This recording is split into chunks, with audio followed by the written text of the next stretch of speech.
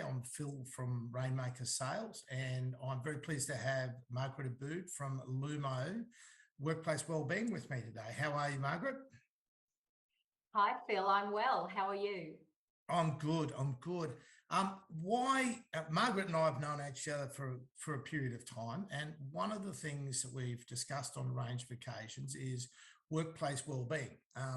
And I think it's such an important subject in today's current workforce. And it has been for a long time. It's more recognised now, but certainly with the world in a little bit more turmoil than it was a couple of years ago, I think it's a really, really important subject.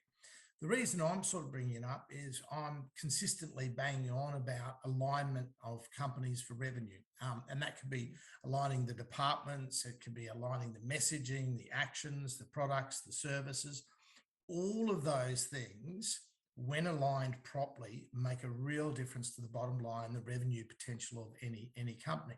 Yeah. One of the things that comes as part of that, which is what Margaret and I have been talking about, is that the mindset and the resilience also needs to line up as part of a whole of company perspective. So, Margaret, you're the expert on workplace well-being and alignment. Can you share your thoughts? And for everyone out there, that'd be really appreciated. Well, that's a really interesting parallel that you've drawn there about alignment of messaging in the sales arena. And then how anything that we're doing in workplaces in terms of cultural change or any messaging, and particularly the messaging that we're doing around wellbeing in organisations, is the absolute importance of aligning that message at all levels. Right. So when you say, obviously lining messages, so is it from a CEO level? Those things need to start to come, and it's a trickle down, it's a trickle up. How are you finding when you're out doing your workshops and seminars and working with these companies? What are you feeling out there in the space? Yeah, well, certainly around a wellbeing message in an organisation, we need the leadership to really be setting the messaging and the language and the intention behind that language, and that tends to flow down through the organisation, and it flows down like through into the middle managers and what they do on a practical level. Flows into policies and procedures and work practices, and aligning that messaging with what the instructions are in terms of an operational basis, and then right down to our frontline workers and the messaging that goes to them and how they speak to each other in that kind of language. So making sure all of that's aligned and everyone is using the same language, using the same theme, focusing on the same things, and with the same intention behind it is really important. Right. So you say intent. So obviously you can say something in, one word can mean 1,000 different things, and the way someone so when we talk about intent, is that the type of thing where, it's a positive intent. It's I'm here to help you. I don't know. Can you help me? Are those the sort of things that that you get into, as opposed to, the old dog barking at everyone over from the corner, which we've all been in those workplaces at some point, I think. Yeah, so intent, particularly in the workplace wellbeing arena, having intention lining up with action and policy is what is so important, because if leadership is saying one thing and what we're actually seeing on the ground is another thing, or what we're seeing in policy and practice is another thing, it really is going to undermine the message. So having intention lining up with the practical actions and behaviours, that's when you're going to get good alignment with intention and messages and outcomes. Right. And so that's something that, you help instill into an organisation. Then each individual within that organisation starts to take some more responsibility for themselves. Is that how you keep the momentum going, I suppose? Or yeah, absolutely. And it's good that you've said that and noticed that, Phil. The thing is about workplace wellbeing, psychological safety, and having a mentally well workplace and a culture that supports mental health and wellbeing. It doesn't just come from your leaders. It doesn't just come from your line managers, and it's not it doesn't just come from people at the front line. So everyone has a responsibility for themselves, but everyone also has a responsibility for perpetuating that amongst each other. So the leaders have a real responsibility around setting the tone and modeling behaviours.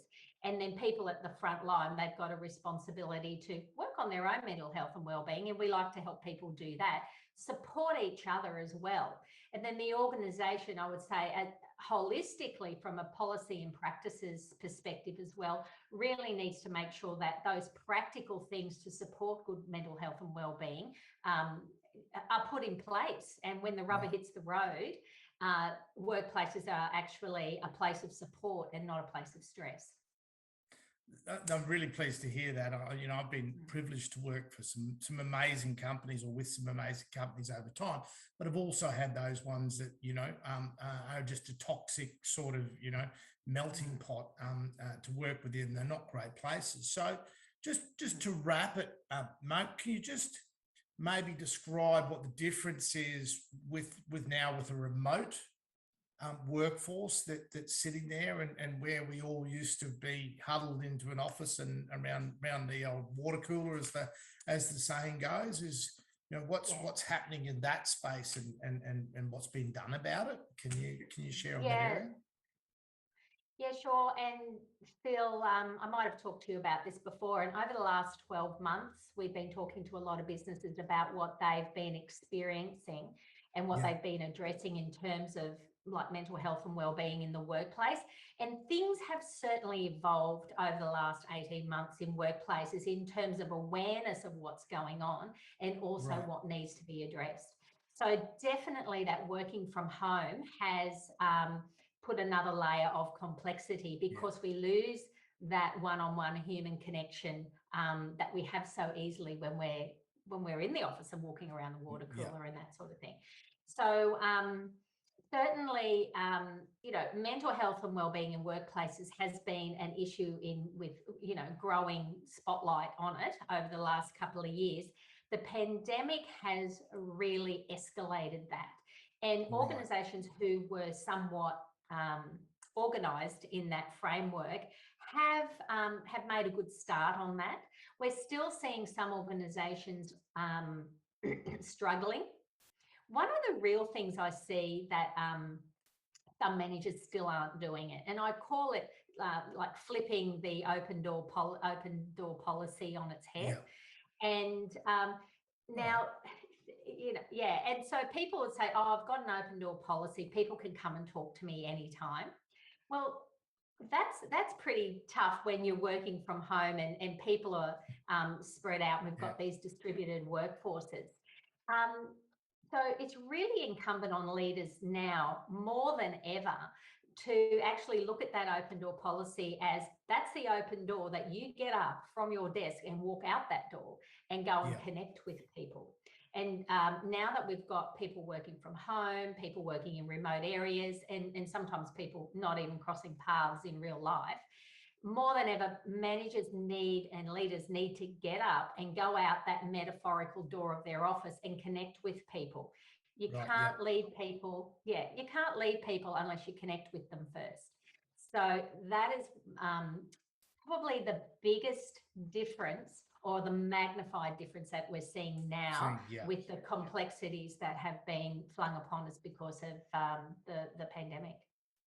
Yeah, no, certainly interesting times, and I can really see your point that that open door piece is always, it's been a physical open door in many cases, and it's that proactive response from managers now to reach out, and there's people that are, let's face it, are starting jobs that have never actually seen a single person in an organisation. They've got a keyboard and they're on. So I think it's so important to reach out and stay in contact and communicate with each other during these times. Absolutely. So I really appreciate your time today, and hopefully that your insights, valued insights, help people out there. As a side note, if you are interested in communicating with Margaret, she's got, as I say, a real leader in this field. and very open and loves a chat. We know that. So that's Luemo. Tag will be on top of this video. So yeah, love to reach out. And Margaret, thank you very much for your time. And yeah, keep those alignment and keep our workplaces safe and healthy. Thanks, Phil. Thanks for the chat. Excellent. Thanks, Margaret.